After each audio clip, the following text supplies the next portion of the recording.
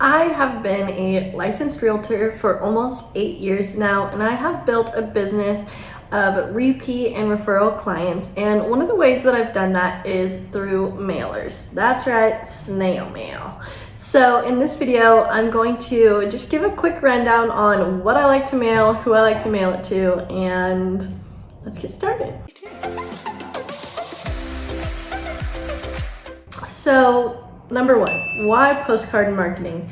It helps with visibility. You're in front of these people's faces. It doesn't matter about algorithm. It doesn't matter about ad spend. It matters that you have their address and it came to their mailbox and they're gonna go through it. Even if they might toss it, they're gonna go through it. But we're gonna figure out how you can provide valuable items so that it doesn't get tossed. It is something that is tangible. Like I said, it doesn't matter about algorithms. It is something they can hold and see and view. So if it's high quality, if it's clean marketing, if it fits your branding, it's going to fit in and build that recognition. And also targeted reach. If you have the ability to send postcards to specific demographics, specific geographic areas, which we have been regulated with as far as ads go, but if you have a database or if you have a neighborhood that you want to work with, then you can advertise directly to them. It's also so effective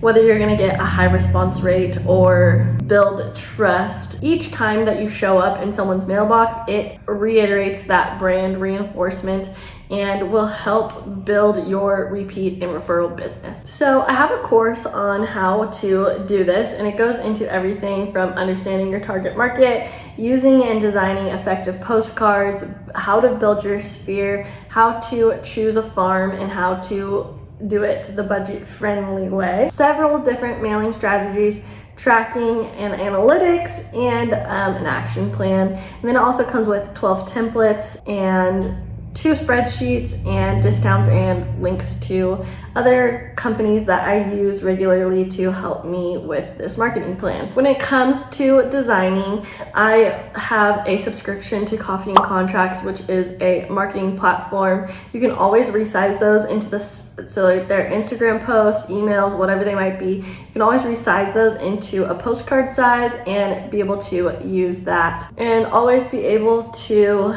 utilize that to help your brand recognition so it matches your Instagram or your emails and they all flow nicely. So each quarter when your client gets an email from you at the first of the month and then they see you on Instagram and then they see you in your mailbox, they say, wow, Kasie is everywhere.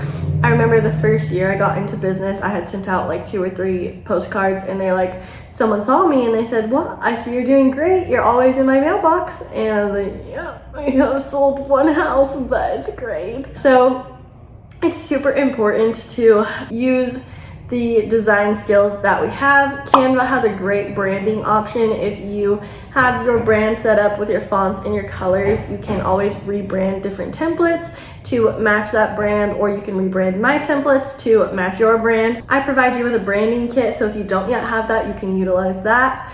And just some helpful tips to set up your Canva brand account. When it comes to sizing, I think it is important. So when you're sending out a magnet, you don't want it to be the world's biggest magnet because people are minimalist and don't want their whole fridge taken up by your sign that says just sold, or your magnet that says the events of the year, or your magnet that says what the football schedule is. But if it's an every door direct mail and it's the same cost as it is for a small one as it is for a big one, the go big or go home. You know, you want to stand out, you want to be large, you want to be in people's faces. So it really just depends on what type of mailer you're sending out, but I definitely go deep into how to pick the right size for the type of mailer that you're doing.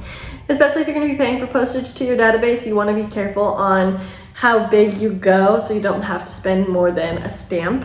One time I forgot to order my calendars that I order every year until like November, and the company was changing over brands and they had sold out of all of the ones that I like to use. And so I was like, oh, whatever, we'll just do they were like big, they were like half sheets. And I was like, oh, how bad could they be? They were only like, 20 cents more than the regular ones, and that was all that was in stock. And then I got them and needed to send them out in the mail, and it was like $1.26 to mail to each one, and I had like 200 people on my mailing list, and it was a lot. Next up, who do you mail to? Specifically, especially in the beginning, I think it's great to use this as a tool to grow your contact list. You have connections, whether it's your hairstylist, your dentist, and if you build relationships with them and have items of value to send, you can say, you know, hey, I'm sending out a cute, fun mailer about all the summer events. What's your mailing address? So another way to get in front of them, and maybe you didn't sell them the house, or maybe they already own and you can look it up on the tax roll and be creepy like that. Or it's just another way to reach out and say, hey, I am providing this to you for free. How, you know, what's your address? Can I send this to you? And also, what's your email while I'm at it? And then you can put them on your email list. So it doesn't have to be too deep, but it's a great way to grow your business. Or even posting it on social media and saying, hey, I'm gonna send these out. Do you want to get on my list? And you can do like a little question box on Instagram. You can do a flow desk landing page so people can add their information. Or if you have a CRM that you can utilize, you can ask for their information that way. It's a great way to take people that are online followers into real life subscribers and help you nurture that relationship. And you can share market updates, local guides. And so then people, when they're thinking, who do I call to find out where to go to brunch, they're thinking of you. And when they think of who do I call to sell my house, they're thinking of you because you said I just sold to them that says you just sold a house. Step number 4, it's so important to choose the right farm. If you're thinking about farming, how do you do that? So you first need to think of your ideal client. Who is it? Is it first-time buyers? Maybe an apartment complex, or the downtown area is your ideal target market, because those are typically where younger people live and they are probably renting and could like to buy a bigger house further out from the city. So it's important to understand who your farm is. Is it a senior community? Is it move-up buyers? So if it's move-up buyers, where are typical turnover rates high? Thinking of that, and also then compare that with Everydoor Direct Mail, which is a service from USPS. You hand the mail person a stack of mailers and they put it in every single box. You know, sometimes you get those coupons in your mailbox and you're like, I didn't ask for this.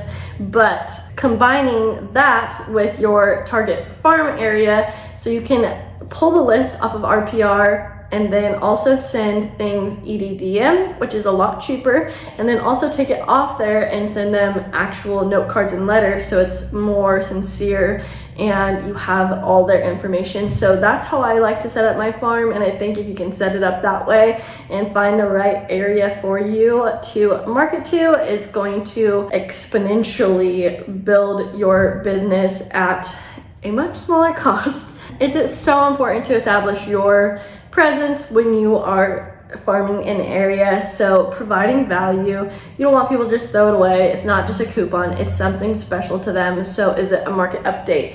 Is it events going on? Is it building credibility? Is it sharing your unique selling proposition? What exactly is it? You don't want to go out the gate just, hey, I'm here, I'm a realtor and I'm ready to sell your house.